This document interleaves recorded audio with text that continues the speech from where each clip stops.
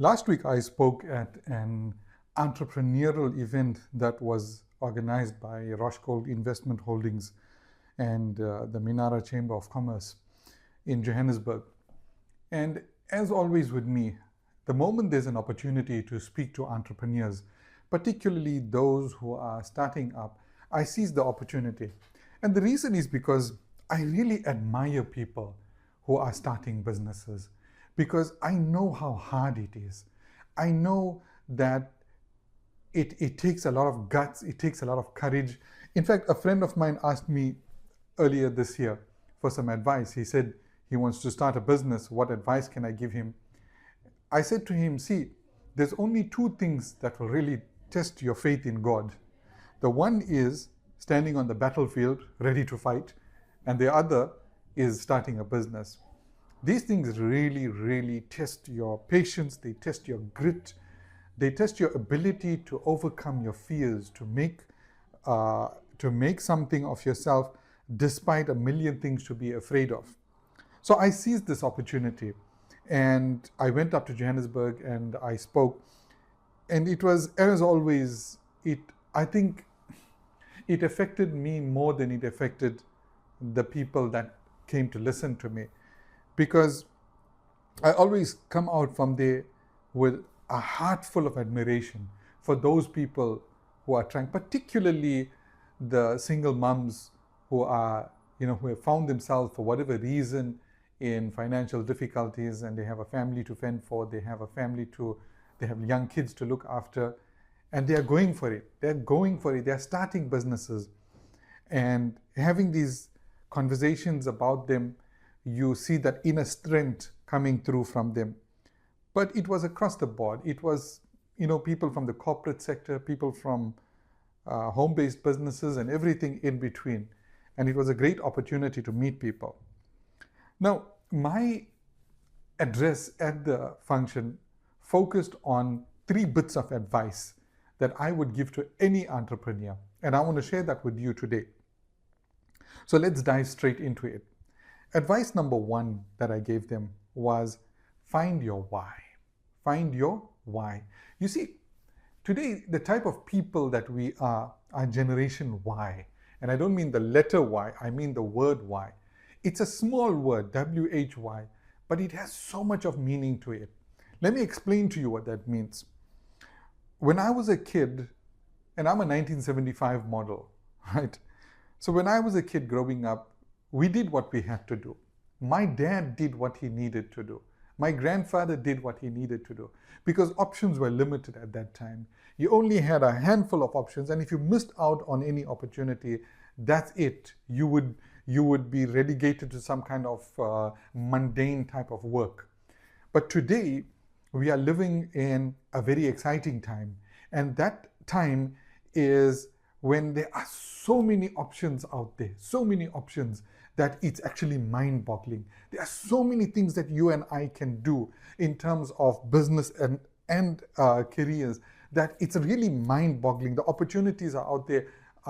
Themselves, I would say, a bit of a disadvantage because there's just too much to choose from. It's like going to a buffet dinner and instead of the customary 5 or 6 meals, you've got like 200 things to choose. A person can go crazy just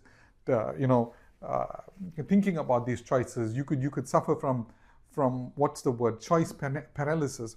Nonetheless, to give you an example, if you said maybe 20 or 30 years ago that you liked cooking and you want to make a career of that, what would have been the options for you? The options for you would have been to do some home-based catering or to cater to businesses or to make a pot of food or some prepared food and go to a function and sell. That was it. But today, think about it. There are people who are earning millions running TikTok and Instagram accounts just showing people how to prepare different cuisines, how to prepare different types of foods. So technology has really opened things up. So there are a myriad different choices. Now, what you need to do, you and I, is to find our why. That why is the thing that will drive you no matter how difficult things get with business. And the why means what do I want to do? And more importantly, why do I want to do this? And that stems from you. You can't find that answer elsewhere. Unfortunately, we are not taught this at school. But you can't find that answer outside. You cannot find it in a book. You cannot find it on a social media platform. You cannot ask AI. It's something that you will have to introspect. It's a direct extension of who you are as a person. So the best advice I can give you to find out your why is take a walk, take a long walk, and get to know yourself. Understand who you are. What are your preferences? What are the things that you enjoy doing? What are the things that you are passionate about? What are the problems in the world you'd love to solve? What are the things you would do if you had all the money in the world? That's your why right there. And so I asked people about it. And this is something I do very frequently. I sit with my staff, I sit with students sometimes, and I ask them, what do you love to do? And some of them are embarrassed to tell me some of the things because they are so seemingly mundane.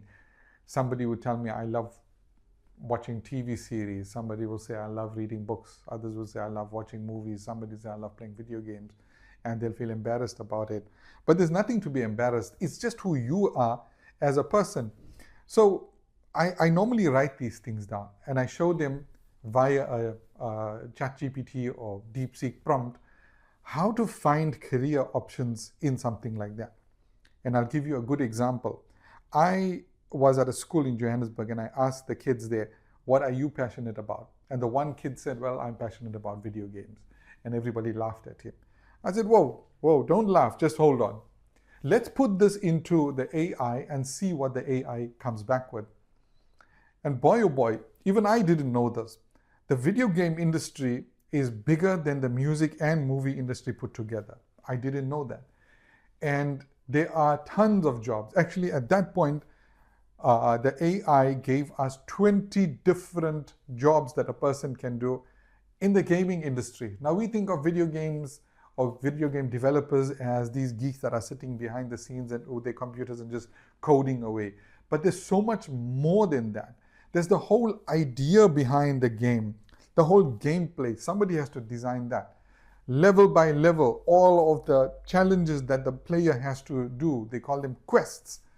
Somebody has to design that. The graphics, somebody has to design that. The costumes, somebody has to design that. Stage by stage, the things that the players in the game say, somebody has to write all that down. So this is not just a single track, single dimensional thing where somebody is sitting with a computer. These are entire teams working together to make this game a reality.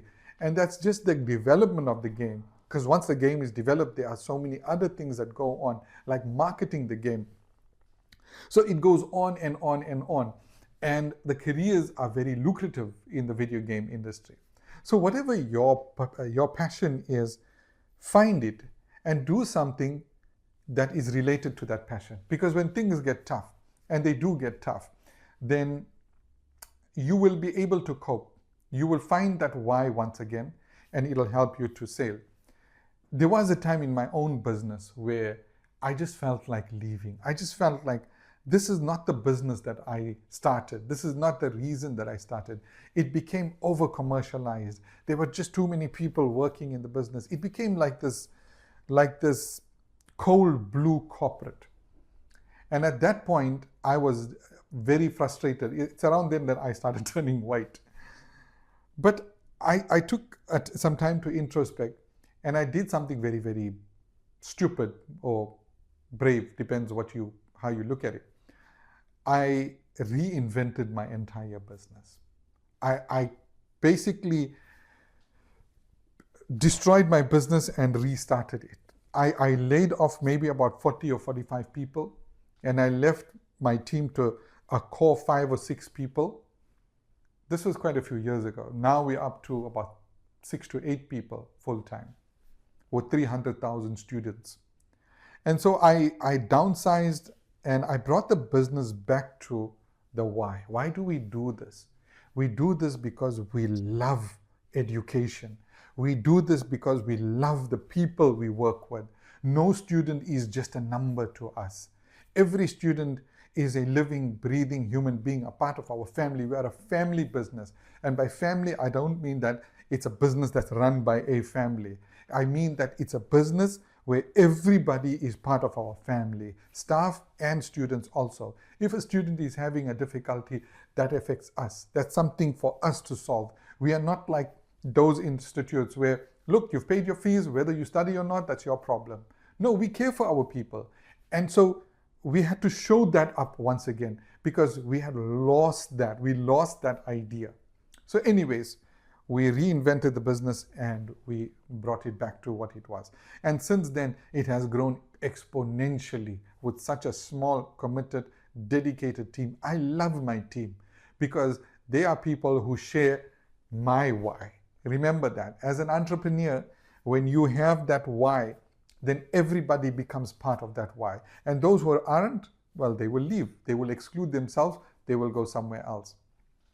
Now, I'm not saying that financial growth is not important. That's crucially important, but that's secondary. The primary thing is your why. When you do that, like my dad used to say, never chase money. Chase quality and service. The money will come. And I promise you, the money will come. So that was just the one part. Find your why. The second advice I gave them was overcome your fears. Everybody is afraid, especially those that are starting new businesses. I'm afraid, what if I make the wrong choice? The person who has started the business, I'm afraid, what if my business fails? That person who has succeeded, I'm afraid, what if the competition comes and wipes me out? The person who's got a big business, I'm afraid, what if I make a wrong move and my business fails? So at every step of the way, there are fears. And the media feeds into this. The capitalist society, the colonial capitalist society feeds into this fear. Their idea is to create a sense of scarcity. There's not enough. You are going to starve. You rather go to school, university, and get a job with us. Then you'll be okay. Otherwise, you're not going to be okay. But what we need as entrepreneurs is to firstly overcome that fear. Well, not overcome the fear. Nobody can overcome that fear. We need to use that fear.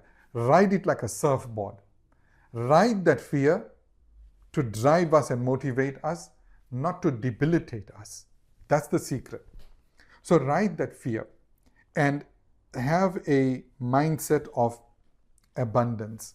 Understand and know that there is abundance in this world. God says it himself. Go to the Quran, go to the Bible, go to any holy book, and you'll see God is the provider.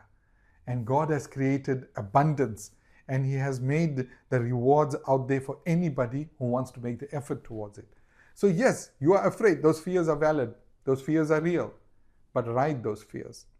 Particularly when it comes to technology. A lot of people told me, both at that gathering and at other talks that I attended or that I gave, that we are afraid of AI particularly.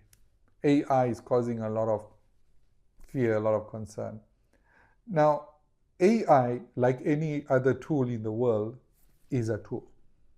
It's something that is for us to use, and it's something for us to make ourselves more productive.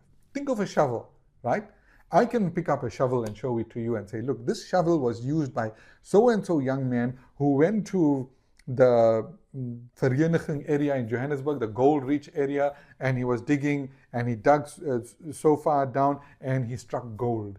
So this shovel has found gold. It can find gold for you. Massive success.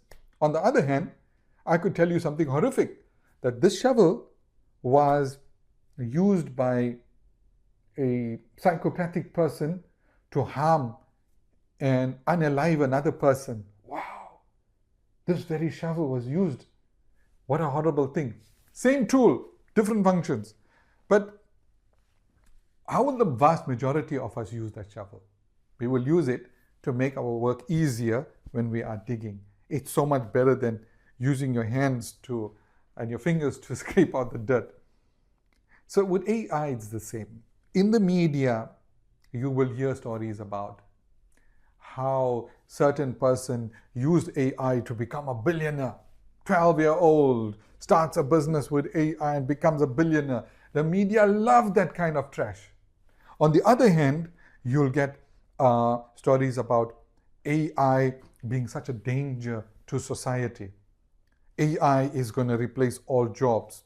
Worse still, AI is going to replace human beings, or it's going to destroy human beings. Or my favorite one that came out last week, AI is hiding its true capabilities from us for now. And when the time is right, it's going to pounce on us.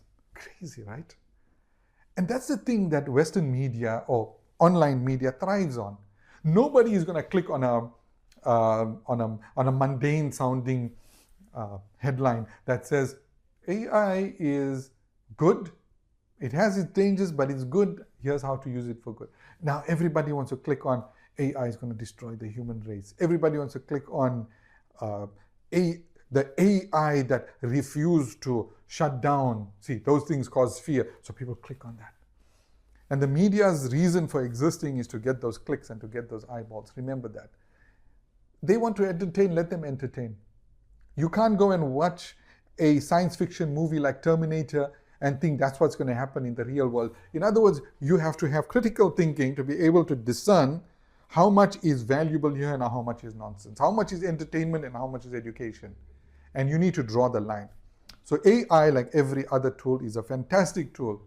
It's a fantastic tool for productivity, but that's all it is. And the final bit of advice I gave them was be a tinkerer, not a thinker. See, business people are not philosophers. Business people are doers. They are people who don't spend too much of time thinking, pondering, educating themselves. Yes, educate yourself. It's a great way to overcome your fears also. Afraid of AI, go and learn it and you use it in your business. You'll see it'll do you good. But don't become a student. Don't become a career student, a lifelong student, where you're just learning and learning and learning and learning and thinking and you're doing nothing. Because then you're just a philosopher. You are nothing more than a philosopher. A business person will take one lesson and go and start putting it into practice. A business person is a tinkerer, is a person who is going to keep trying different things, who's going to keep tinkering with different things until he or she succeeds. That's a business person. So don't waste time thinking. Just do it. Just get started. Get started and get going. The work will teach you what's right and wrong. You cannot, there is no way on earth for any person to determine just by thinking what is the right business to do, what is the right strategy, what are the right steps to take, what is the right strategy for marketing, for product development. No. You learn this by jumping in and getting started. There are a lot of times when we put out products. We put out products and we said, well, this is going to be it. And it never worked. And yet we put out products that we said, maybe, this is not going to be so good. And it worked. There is no way to tell in advance. That's just the thing with business. So that was the third bit of advice I gave them. And I left it at that.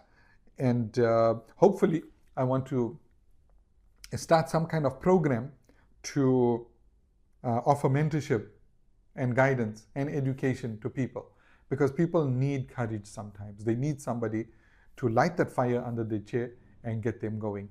With those few words, thank you for listening. Goodbye.